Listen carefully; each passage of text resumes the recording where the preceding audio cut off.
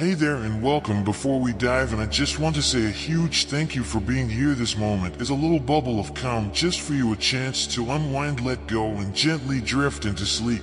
If you enjoy what I do, don't hesitate to hit that like button or subscribe. It means the world to me and keeps me motivated to keep sharing these stories. Now close your eyes and take a deep breath. Imagine a place where time slows, where the rustle of leaves and the whisper of the wind are the only sounds that fill the air. Tonight, let me take you on a journey not just of the mind, but of the soul. Picture a winding path through an ancient forest, where every step brings you closer to a story that holds the warmth of a shared cup of tea, the wisdom of a quiet moment, and the gentle embrace of a world untouched by haste. As the stars begin to twinkle above, let this tale carry you to a place of peace, where the weight of the day melts away, and the only thing that matters is the here and now. Are you ready? Let's begin. The wind whispered softly through the dark pines that framed Ichiro's tea house, perched on the edge of a hill overlooking the valley of Kanemazu. The structure seemed suspended between heaven and earth, its dark wooden walls polished by decades of rain and sun, glowing faintly under the muted light of dawn. A moss-covered stone lantern guarded the entrance like a silent witness to the passage of time. Inside, Ichiro stood in the tea room, a space both sparse and rich in subtle detail. The tatami mats beneath his feet released a soothing scent of dried straw, mingling with the distant aroma of bread warming in the neighboring hearth. On a low shelf, a single cracked ceramic vase held a branch of plum blossoms, their white flowers a stark contrast to the simplicity of the room. Light filtered through a small rice paper window, casting delicate shadows on the walls. Ichiro, in his 70s, wore a dark gray kimono tied with an obi. His face, etched with time, bore the serenity of someone who had long meditated on the mysteries of life. His almond-shaped eyes, slightly tired, scrutinized an object on the low table before him, a carefully folded letter, sealed with a red stamp shaped like a ginkgo leaf. His rough but precise hands trembled slightly as he broke the seal. The elegant, flowing black ink handwriting belonged to an old friend, Akito Kichiro, whom Ichiro had not seen in over a decade. The letter read, "Ichiro, tea has always been our bond, our common language. Before my days fade, I wish to share one last cup with you. Come to the House of Tea Kazane at the foot of Mount Airao in 5 days. This will be our final exchange. Akito." Ichiro read the letter several times, his heart heavy but resolute. Akito had been more than a friend. He was his mentor, the one who had taught him to see tea as more than a mere beverage. For Akito, each cup contained a lesson, the impermanence of life, the necessity of balance, the beauty of the ephemeral. Their last meeting had been on a summer day by a shimmering lake. Akito, then in his prime, had spoken of modernity and its growing grip on human souls. Ichiro remembered his words. "The world is restless, Ichiro, but in a cup of tea, everything finds its center." The prospect of seeing Akito again filled Ichiro with sweet melancholy, but a nagging doubt lingered. What did Akito mean by final exchange? Was he ill? Dying? The thought weighed on Ichiro's mind like a storm cloud. He folded the letter carefully and tucked it into his sleeve. For the rest of the day, he prepared for his journey.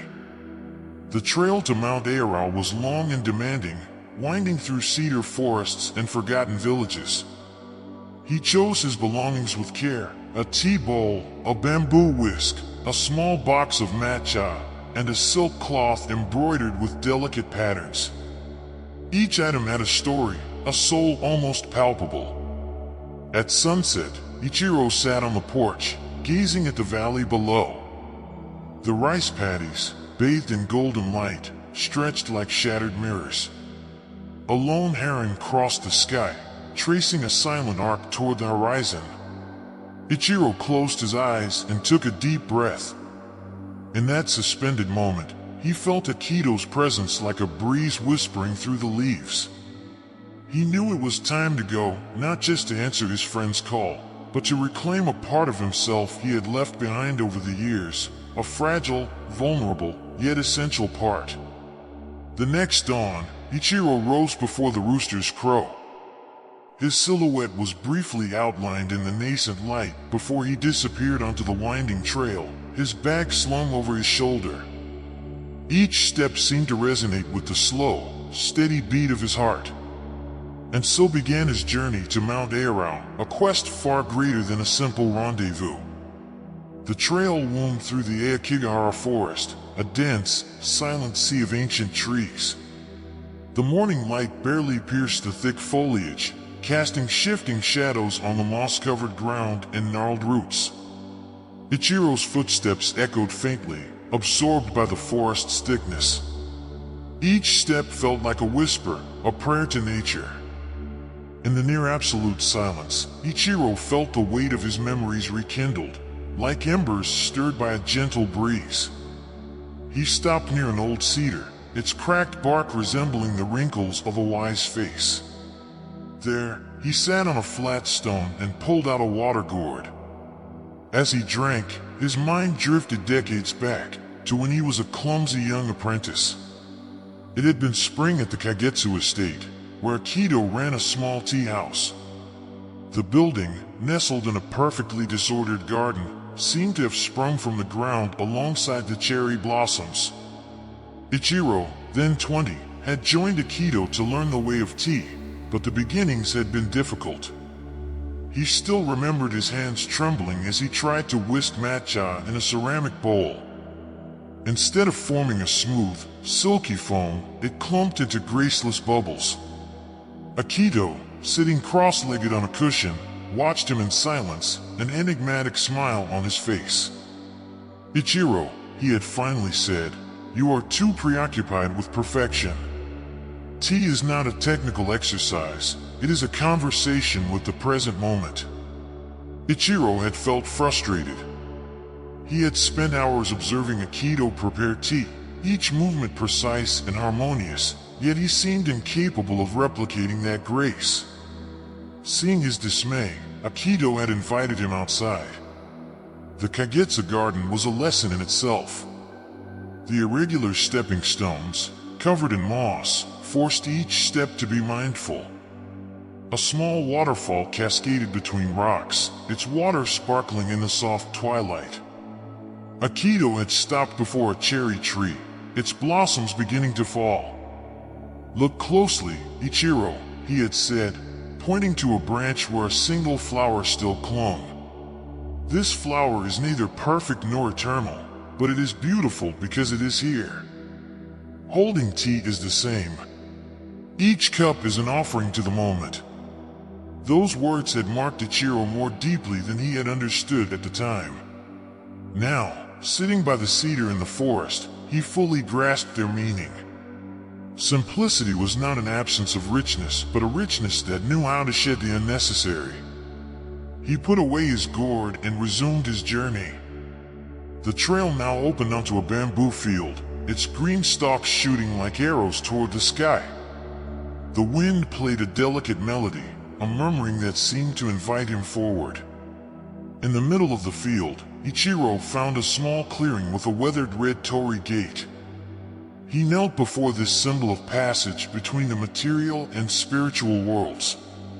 From his bag, he took out a small box of matcha and, with slow movements, prepared a cup of tea. He had no low table or tatami, but the leaf-covered ground was his pavilion, and the sky his roof. As he lifted the bowl to his lips, a wave of serenity washed over him. The delicate bitterness of the tea mingled with the fresh forest air, creating perfect harmony. He recalled Akito's words, "Tea is a mirror. It reflects your state of mind. If your heart is restless, the tea will be bitter. If your heart is peaceful, it will be sweet."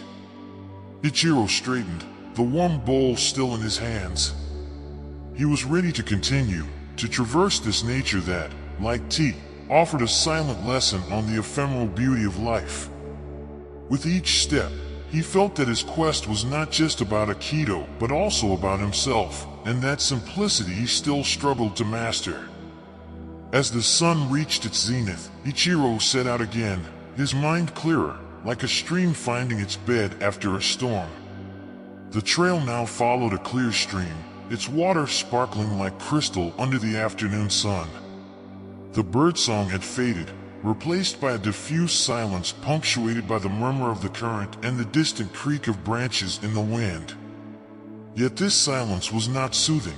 An imperceptible tension seemed to hang in the air. Ichiro felt his steps slow, as if nature itself were holding him back. The environment changed subtly. The trees thinned, revealing a horizon dominated by a massive steel structure. Where he had hoped to find untouched landscapes, an industrial silhouette loomed, dissonant and foreign to the calm he had left behind. He approached a village transformed by modernity. The traditional wooden houses with thatched roofs had been replaced by gray concrete buildings, their facades adorned with tangled electrical wires. A wide asphalt road cut through what had once been lush rice paddies. Bright yellow machines dug relentlessly into the ground, sending clouds of dust into the air. Ichiro stopped at the village entrance, his gaze heavy with the desolation before him. His memories of a peaceful stop here years ago contrasted sharply with the scene before him. He remembered children playing near a stone bridge, elderly women carrying baskets of rice, laughing softly as they walked to the fields. All of that was gone, swallowed by relentless modernity. He entered a small shop, the only one still standing that bore traces of tradition. A bell tinkled softly as he opened the door. Inside, an elderly woman with neatly tied white hair stood behind a counter. Her face was lined with age, but her eyes held a spark of warmth. "Welcome, traveler," she said in a soft, though slightly weary, voice. Ichiro bowed politely. "Thank you. I was hoping to find a place to rest for a moment." She nodded and gestured to a small wooden table by the window. As she prepared tea, Ichiro observed the room. The shelves were filled with handmade pottery, small cups with delicate glazes, all bearing the marks of a bygone era. These objects, though imperfect, seemed to breathe the soul of the past. When the woman brought him a steaming cup of tea, Ichiro felt a slight comfort. The familiar fragrance of the simple yet rich beverage contrasted with the agitation outside. He thanked her and began a conversation. "Your village has changed a lot," he said cautiously, staring at the green liquid in his bowl. The old woman sighed, her shoulders slumping slightly. "Yes, the road, the machines, they call it progress.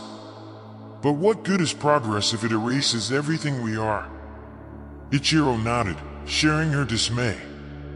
"Tea," he murmured, "has always been a refuge for me, a way to slow down, to find what's essential. But here, even the silence seems to have been chased away." She smiled sadly. "You understand, then. That's why I keep the shop. No matter what changes around us, as long as this place remains, there's still a bit of hope."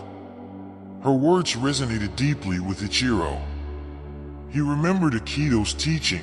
Tea is not just a drink, it's a silent resistance, a way of saying, "I am here, now."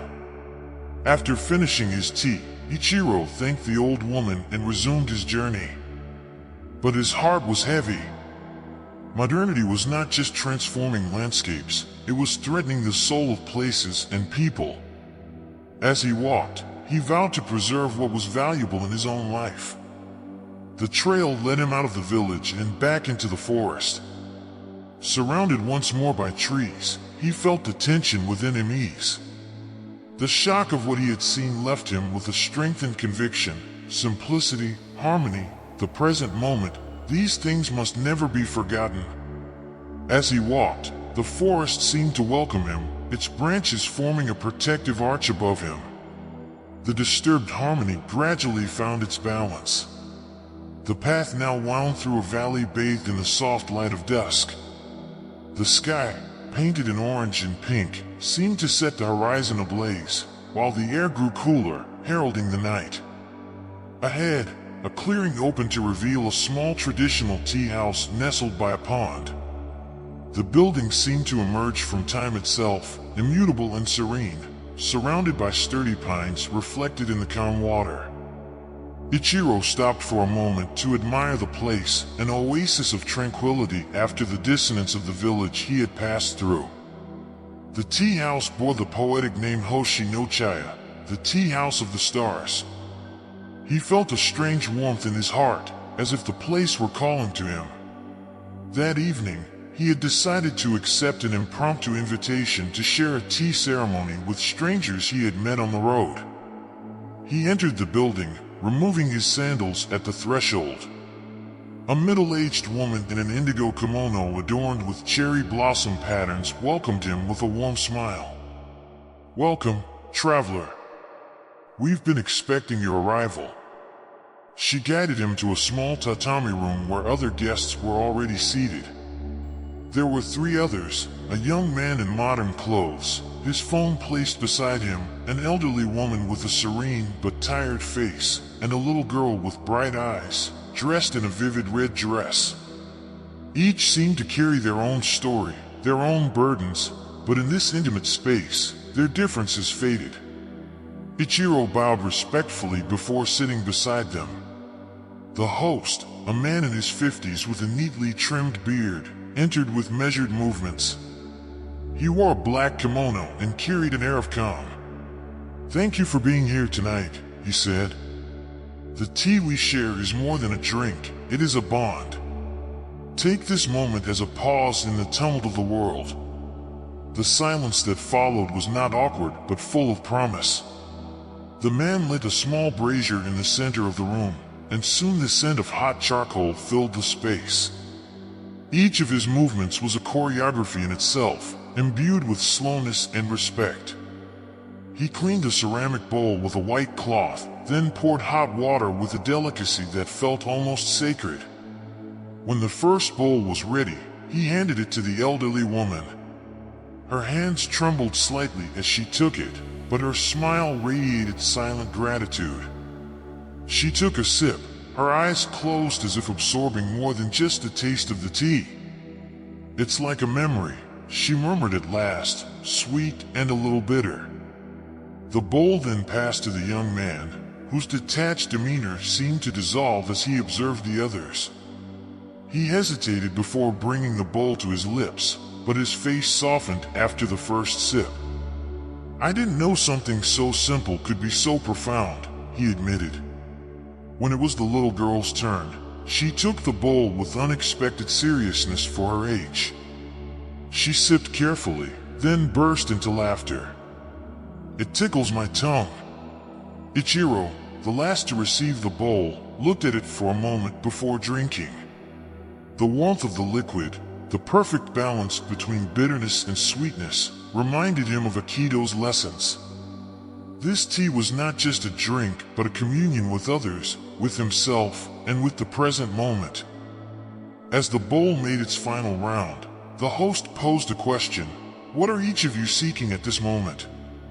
The elderly woman spoke of lost memories, the young man of searching for meaning in a world saturated with distractions, and the little girl, with her innocence, said she just wanted to stay here forever because everything was calm and pretty. Ichiro simply replied, "I seek to rediscover harmony." The host nodded. "Tea is a path. Perhaps tonight, you've already found it." When the ceremony ended, Ichiro left the tea house with a sense of fulfillment he hadn't felt in a long time. Under the now starry sky, he resumed his journey, carried by the echo of this shared experience. Tea had woven an invisible circle between these different souls, a moment suspended in the chaos of the world. The trail now ascended into a mountain shrouded in mist, its roots twisting to form natural steps.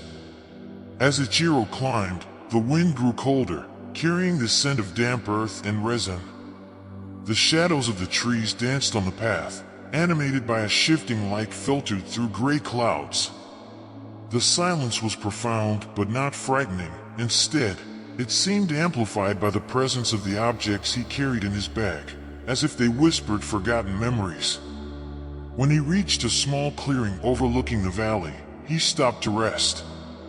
Here, the world spread out before him, terraced fields glittering in the diffuse light, a village nestled in the hills, and beyond, blue mountains blending into the horizon.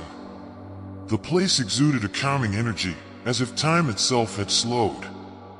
Ichiro set his bag near a rock and took out his treasures, carefully wrapped, a ceramic bowl with irregular edges, a matcha box inlaid with golden patterns, and a chasen, a bamboo whisk. Each item carried a story, a fragment of his past. He held the bowl in his hands, turning it slowly in the light. The cracks in the glaze formed an organic pattern, like roots or veins. This bowl had been crafted by a renowned potter, but it was not its beauty that made it precious, it was the history etched in its fissures.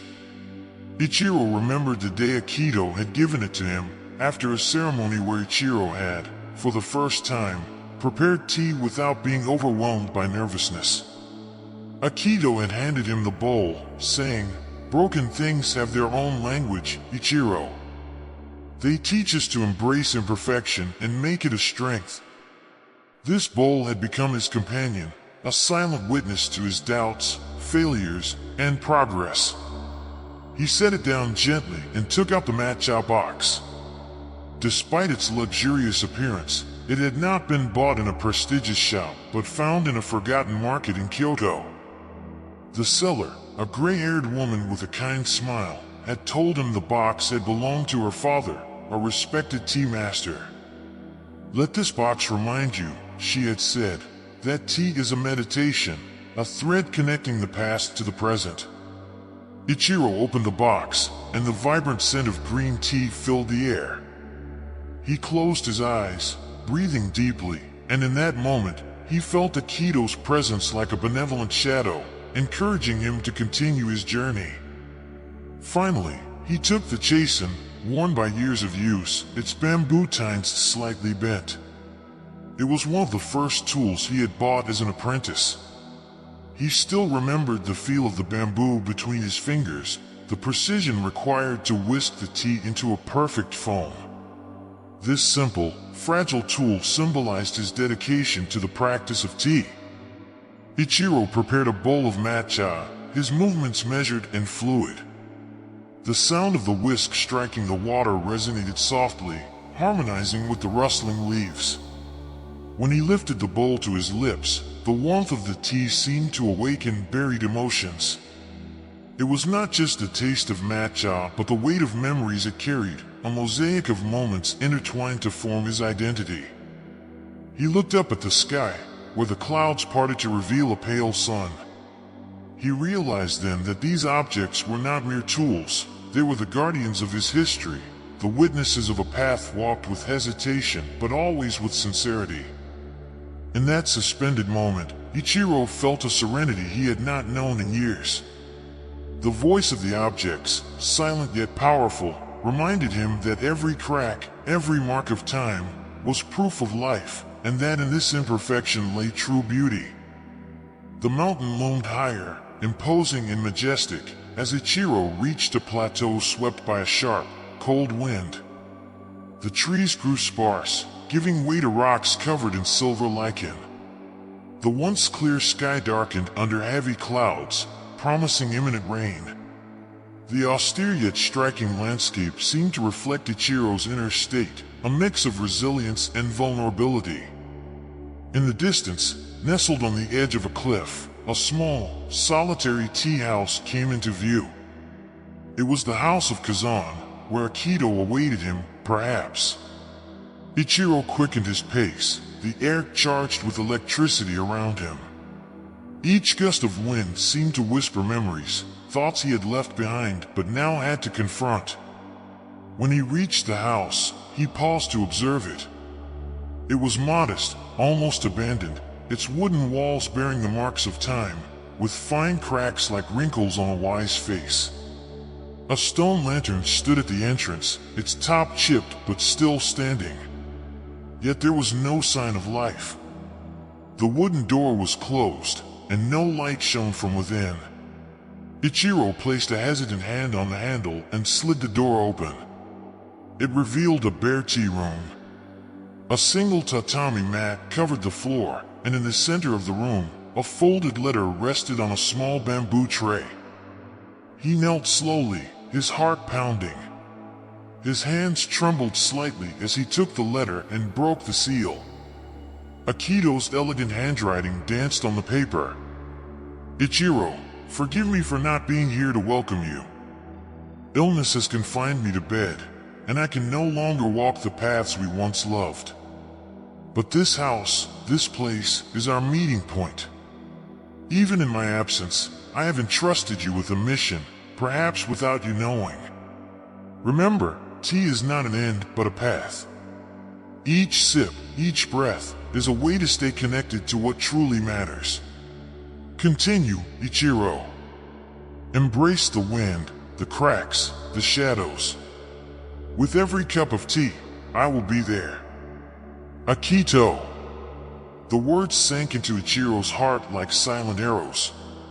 A mix of sadness and serenity washed over him. Akito was not here, but his presence filled the room, invisible yet palpable. This tea house was not just a place, it was a sanctuary, a bridge between two souls bound by a shared philosophy. Ichiro closed his eyes and took a deep breath. The wind, rushing through a small open window, brushed his face. He set the letter on the tray and took out his bag. With measured movements, he unfolded his ceramic bowl, his matcha box, and his chasen. He lit a small fire in a brazier left there and heated water. As he poured hot water over the green powder, the familiar scent of tea filled the air. Each movement, each sound, seemed amplified by the room's silence.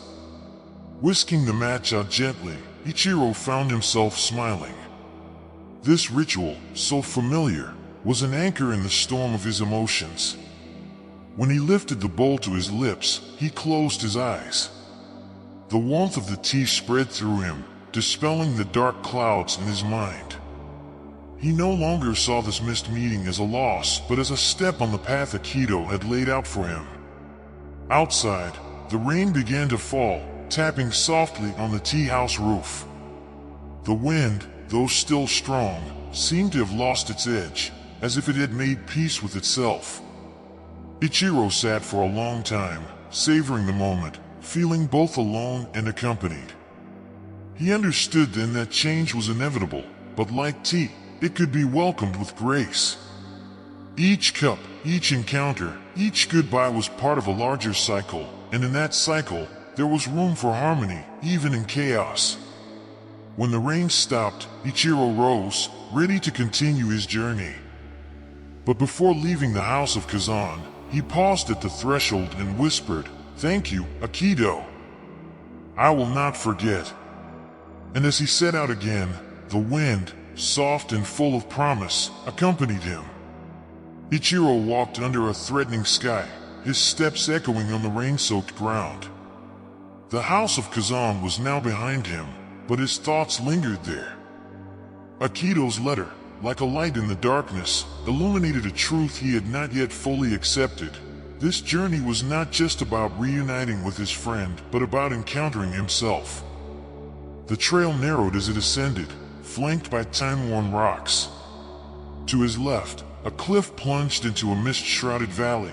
To his right, a forest of black pines thickened, their straight, austere trunks seeming to reach the sky. The air was heavy with moisture, charged with a palpable tension, as if the mountain itself were holding its breath. Then the wind rose, not a gentle breeze, but a powerful gust howling through the trees like an angry beast. Ichiro stopped, gripping an exposed root to keep his balance. Droplets of water clinging to the leaves flew like silver shards, striking his face with a biting cold. He clutched his bag, feeling the reassuring weight of the objects inside. the ceramic bowl, the matcha box, the chasen. Each seemed to whisper to him, urging him to continue, to not give in to fear. But the wind was relentless, and the mountain transformed into a hostile, untamed place. Heavy clouds gathered above, and a low rumble announced another storm. Ichiro found refuge under a rocky overhang, a natural alcove offering precarious shelter. He sat on the damp ground, knees drawn to his chest, and closed his eyes. The wind still roared, but his mind turned inward. He felt suddenly vulnerable, like a child lost in the vastness of the world. He thought back to a specific moment in his apprenticeship with Akito. It was a day when he had failed to prepare a worthy cup of tea. The foam was imperfect, the taste too bitter. Frustrated, he had accidentally broken a bowl. Akito, instead of scolding him, had carefully gathered the pieces. Inner storms, Ichiro, he had said, are often fiercer than those in nature. But they are not our enemies. They shape us, just as the wind shapes the mountain. Those words returned to Ichiro like a distant echo. He opened his eyes and observed the chaos around him. The storm was not his enemy, but a reminder of the impermanence of all things. Even mountains, with their imposing strength, eventually crumble under wind and rain. Inspired, he decided to face the storm with the only ritual he knew to restore order to chaos: preparing a cup of tea. Under the precarious shelter of the rock, he took out his tools. His hands trembled slightly, but he found a flat stone to place his bowl. The wind still howled, but Ichiro focused on his movements, as precise as possible under the circumstances. He poured hot water over the matcha powder, whisking slowly and attentively, as if soothing not just the tea but his own heart. When the foam formed, he set the whisk aside and lifted the bowl to his lips.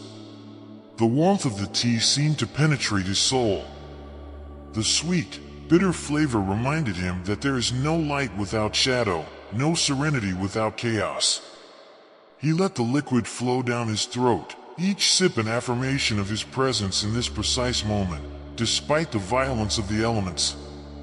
When the bowl was empty, Ichiro felt a strange peace wash over him. The storm no longer frightened him. It was there, yes, but so was he.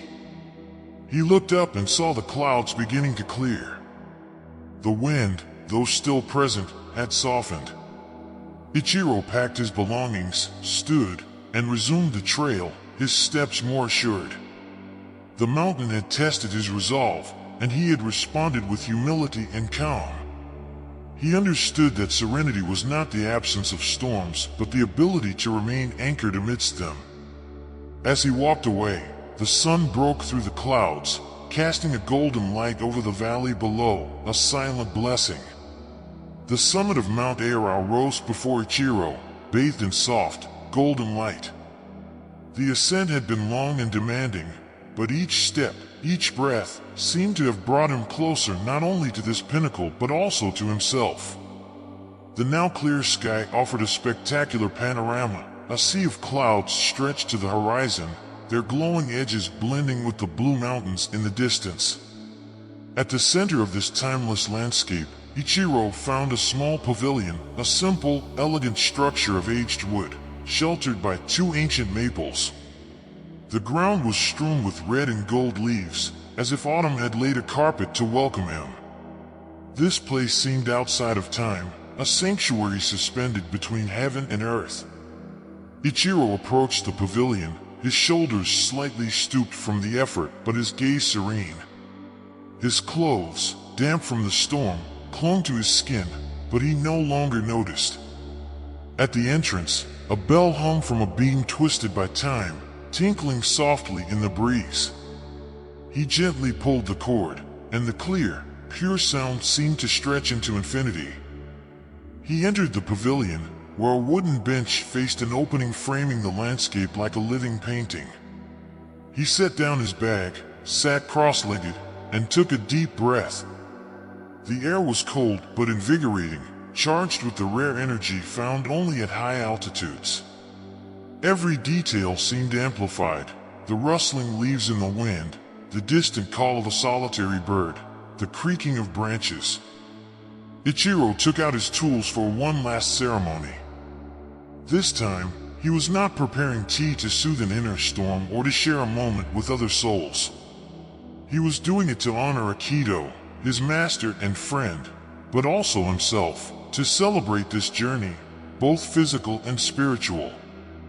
The ceramic bowl, still marked by the cracks of time, rested in his hands like a precious treasure. The matcha box, with its golden patterns, reflected the sunlight. He whisked the tea gently, watching the foam form into a perfect surface, a microcosm of tranquility in a shifting world. When he lifted the bowl to his lips, a wave of warmth and comfort washed over him. The familiar yet renewed flavor of the tea seemed to contain all the lessons he had learned. Each sip was a tribute to Akito, to the mountain, to himself. He set the empty bowl before him and remained still, his gaze lost in the horizon. The sun began to set, painting the sky in shades of rose and gold. It was a moment of overwhelming beauty, but Ichiro felt neither sadness nor regret. He was simply there, present in the moment. He thought back to Akito's words: "Tea, Ichiro, is not a drink. It is a mirror. What you see in it depends on what you carry within." And in that mirror, Ichiro saw harmony. He saw peace. As he rose to leave, Ichiro felt a presence, not physical but spiritual. It was as if Akito were there beside him, silent yet benevolent. He whispered softly, "Thank you, Akito. I will continue." He left the pavilion, his bag on his shoulder, and set out on the trail leading back to the valley. The wind, now soft and caressing, seemed to accompany him, a final farewell, or perhaps a new beginning. As he walked away, the pavilion gradually disappeared into the shadows of dusk, but its imprint remained etched in his heart. In the fading light, Ichiro understood that tea, like life, was ephemeral, but it was precisely this fragility that gave it meaning and beauty. Each cup, each moment, was an eternity in itself. And as he continued on his way, Ichiro smiled. The wind, the tea, and the mountain had taught him one final lesson: there is nothing to grasp, but everything to savor. Thank you for sharing this moment with me. I hope this story has brought you a little calm and serenity. Remember, you can always return here whenever you need a moment for yourself, to relax or simply listen to a beautiful story. Take care, and above all, don't forget that each day is a new page to write. I'll see you soon for another story, another journey. Good night, and sweet dreams.